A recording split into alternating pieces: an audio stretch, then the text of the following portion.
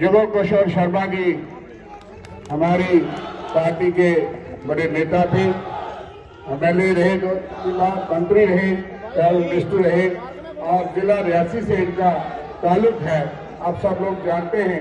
इसलिए आज के दिन इनका स्वागत है। मजीद वानी साहब, उसके बाद मजीद वानी साहब बड़े नेता हैं, डोडा जिला से ताल्लुक रखते हैं और प्राइम मिनिस्टर रहे, 2 बार MLA रहे, इनका भी स्वागत है।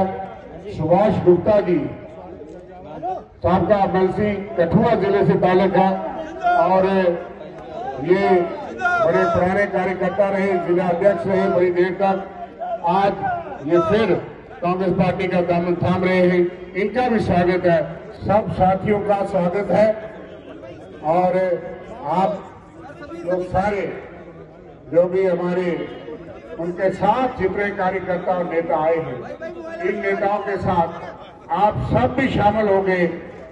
आप सबका स्वागत है, लेकिन बाद में आपको जाहिर कराने के लिए हमारे जनरल सेक्रेटरी साहब और बाकी नीचे आ जाएंगे, फोटो सेशन हो जाएगा। व्यवस्था से बैठिए, थोड़ी देर का कार्यक्रम है।